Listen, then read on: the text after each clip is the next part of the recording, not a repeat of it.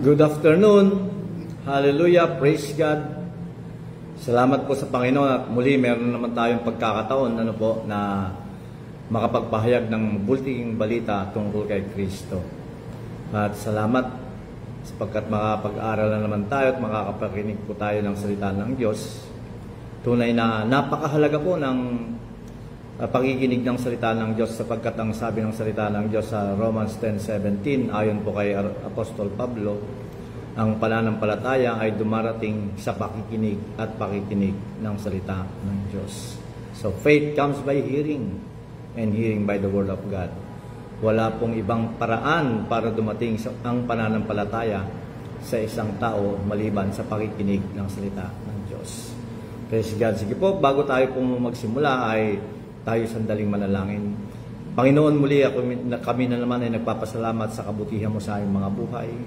Salamat po, Diyos, sa presensya mo sa aming buhay at kahit sa aming kalagitnaan ngayon, sa kapagkat ikaw nangako na kung merong 2 o 3 na nagtitipon sa iyong pangalan, ikaw, Panginoong Hesus, ay nasa kanilang kalagitnaan. Salamat sa presensya mo, Panginoon. Salamat sa presensya mo, Panginoong Hesus. At salamat sa iyo, Banal na Espiritu, na patuloy na gumagabay sa bawat isa sa amin. Panginoon, ang dalangin ko na naman sa hapon na ito ay patuloy na ipagkaloob mo sa bawat isa sa amin ang espiritu ng karunungan at kapahayagan nang makilala ka pa namin ng lubusan sa aming mga buhay. Patuloy, O Diyos, na mabuksan ang aming mga pangunawa, magliwanag ito upang malaman namin ang pag-asa ng pagkatawag mo sa bawat isa sa amin, na tunay na meron kang napakagandang plano sa aming mga buhay at nais mo na maganap at mangyari ito sa amin. At ang dalangin ko rin, Panginoon, patuloy na mabuksan, malaman namin ang lahat ng yaman na inihanda mo para sa amin at maranasan din naman namin ang kapangyarihan mo, ang kapangyarihan ng Banal na Espiritu na nananahan sa bawat isa sa amin, nananampalataya sa aming Panginoong Hesus. Panginoon, punuin mo kami ng pagkakapangunawa patungkol sa mga layunin mo sa aming mga buhay. At wala pong ibang may tatas ngayon, kundi ang kataas-taas ng pangalan lamang ni Jesus at ang may hayag lamang, Panginoon, ay ang kalooban mo sa pamagitan ng iyong Banal na Espiritu. Ito po ang aming dalangin sa makapangyarihang pangalan ni Jesus. Amen and Amen. Praise God. Hallelujah. Samahan po ninyo ako at i-share po natin ito, upang sa gayon ay marami pa ang makapakinig ng broadcast na ito. Glory to God. Hallelujah. Sandali lamang po. Okay. Praise the Lord. Hallelujah. Glory to God. Okay, salamat sa Panginoon at salamat sa Kanya sapagkat lagi niya tayong binibigyan po ng pagkakataon upang makapag-aral at makapakinig ng Kanyang salita. Glory to God. At ipagpatuloy po natin ang ating pinag-aaralan. Ito po ay yung paghahari at pamamahala sa buhay nito. Nais po ng Diyos na maghari tayo sa buhay nito. Ayaw niya na tayo'y maging alipin sa mundong ito. Gusto niya bilang kanyang mga anak, bilang mga anak ng Diyos, tayo ang mamahala at maghari sa buhay na ito.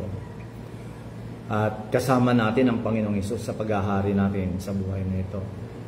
At paano tayo mag-ahari? Ang sinasabi ng salita ng Diyos, kung babalikan natin ang mga nakarang pinag-aralan po natin, yung isang verse na yun, na mababasa po natin sa awit, ang sabi po niya, rule in the midst of your enemies. Yung bang maghari tayo, saan? Sa gitna ng ating mga kaaway. Yung pagharian tayo, dapat ang manguna, tayo dapat ang maghari sa gitna ng ating mga kaaway. At sa mundong ito, marami po tayong kaaway na hindi natin nalalaman.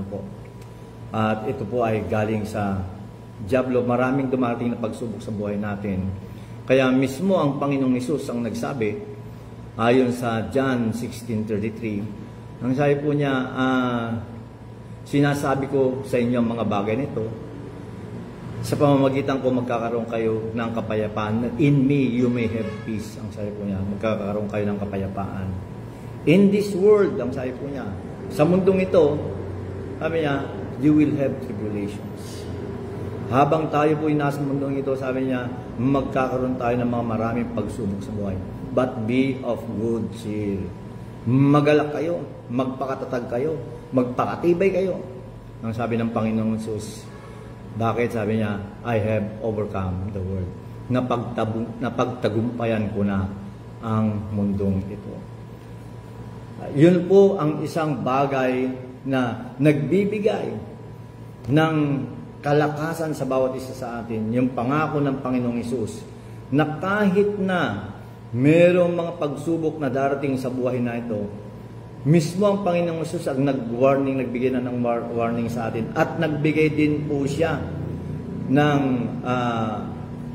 pag-asa sa bawat isa sa atin. Nagsasabi, tunay na habang kayo ay nasa mundong ito, maraming pagsubok na darating sa inyong mga buhay. Pero ang sinasabi nga niya po, sa akin, ang sabi ng Panginoong Hesus, kung kasama niyo ako, meron kayong kapayapaan.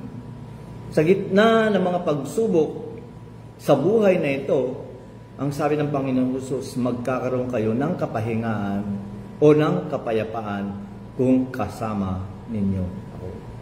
Kaya sabi niya, be of good cheer, be of good courage. Magpakatatag kayo, magpakatibay kayo. Katunayan, yung be of good cheer, sabi niya, magalak kayo. Bakit?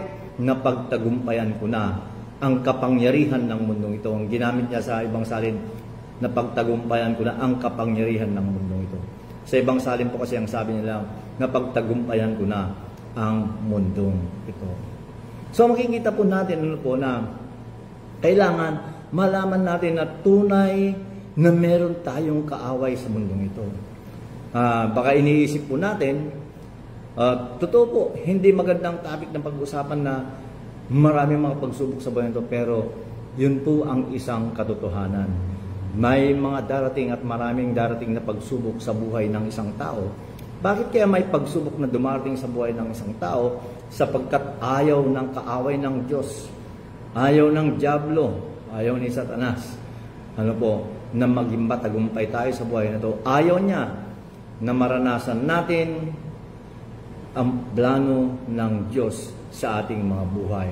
Nung sinabi ng Panginoon ang kanyang plano, na ang plano niya ay mabuti, magpapaunlad sa atin, hindi natin ito ikasasama, magbibigay ito sa atin ng pag-asa at magandang kinabukasan.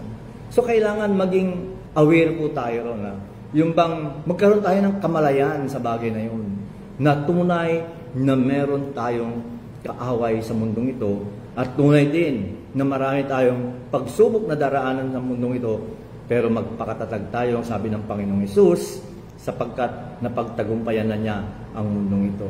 Pero maaaring itanong niyo sa akin, pero ang sinasabi niya, ang Panginoong Hesus ang nagtagumpay laban sa mundong ito.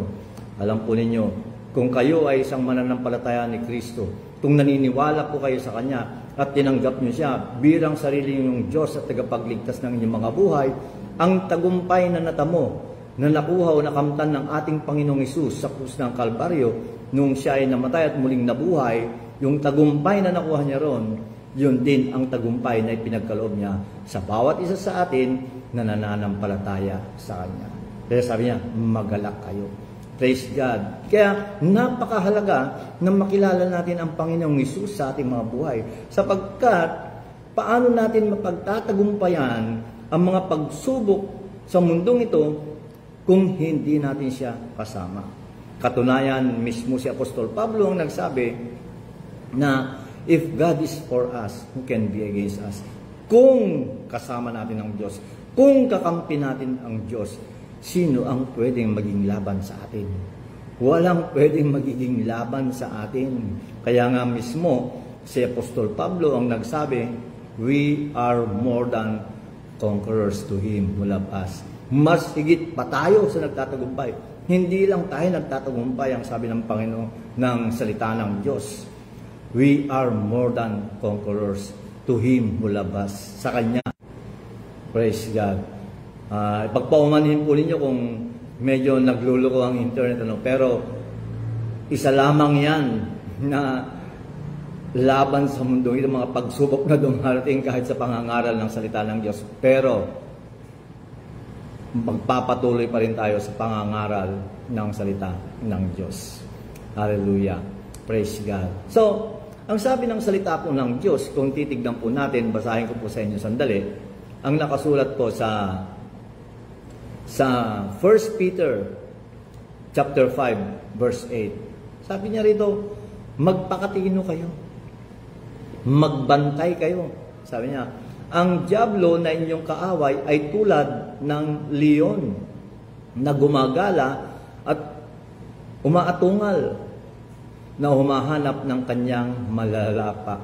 Sabi niya, he is the devil. Sabi niya, be sober, be vigilant, because your adversary, ang inyong kaaway, sabi niya, the devil walks like a roaring lion seeking whom he may devour. So, nandyan lang ang dyablo. Paikot-ikot lang yan, gumagala lang yan. Tinitignan niya kung sino ang malalapa niya. Ayan.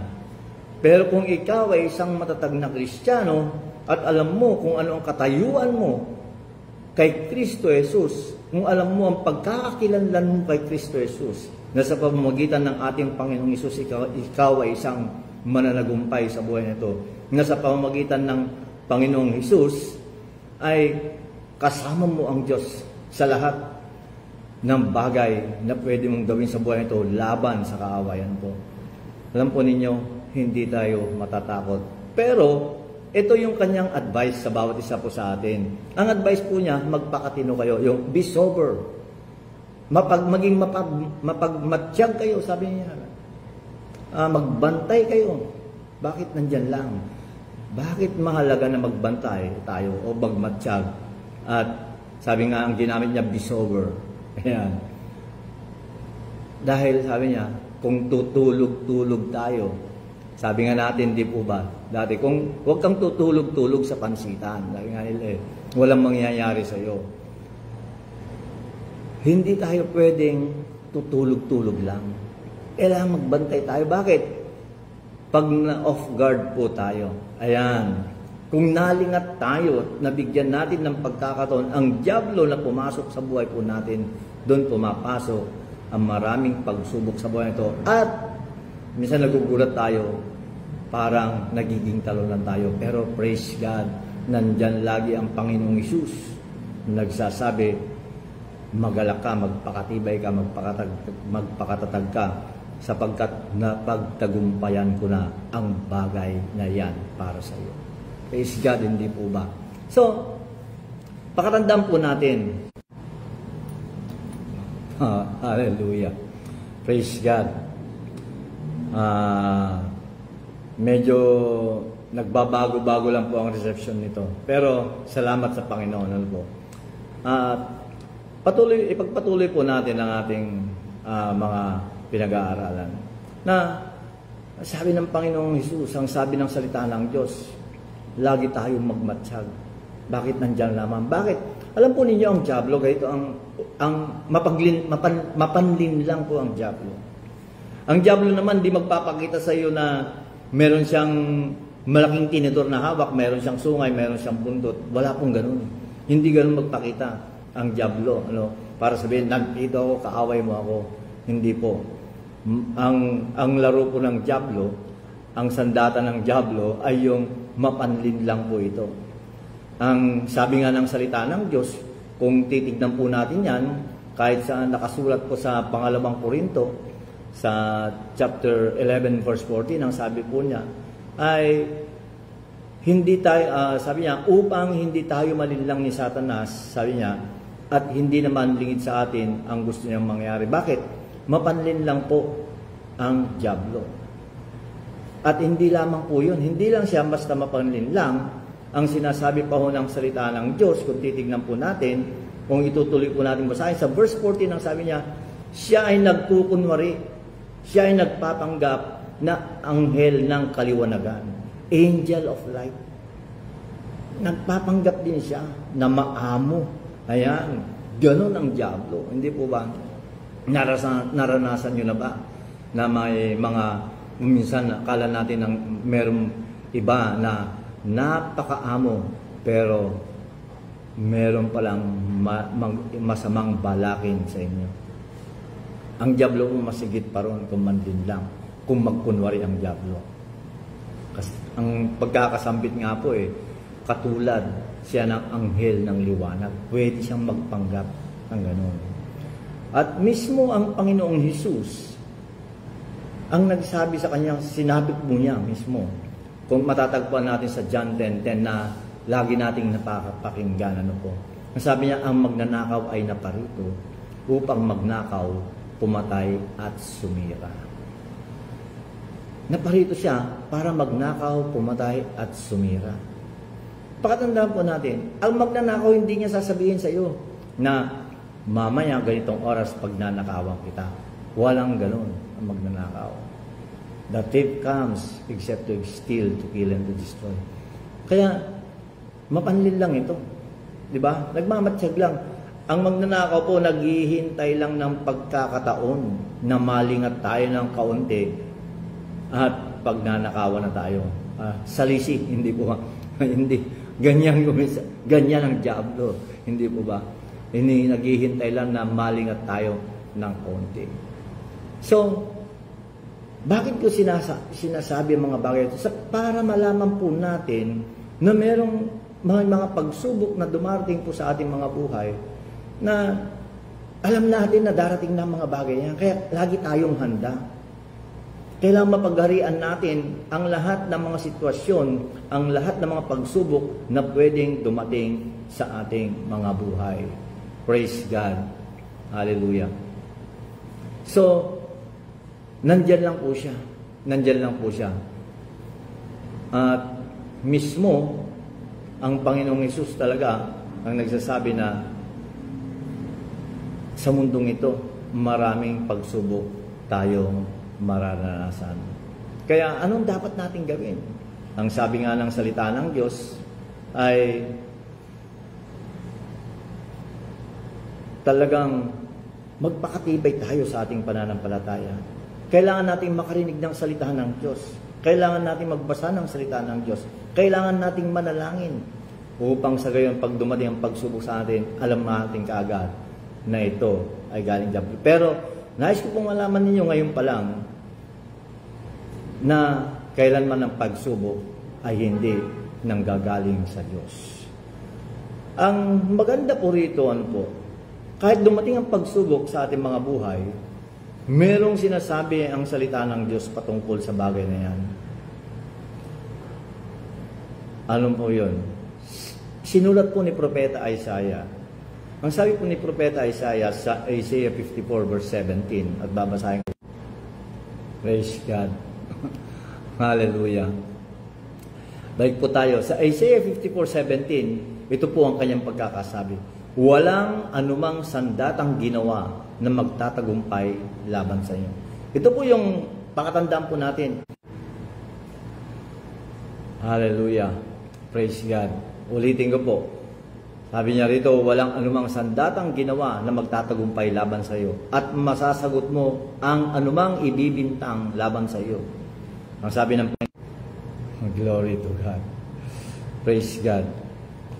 Alam po ninyo, mabuti po ang Diyos.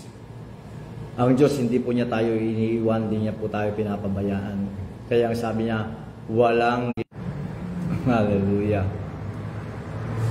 Glory to God. Tandaan po natin, huwag po nating gawin na yung mga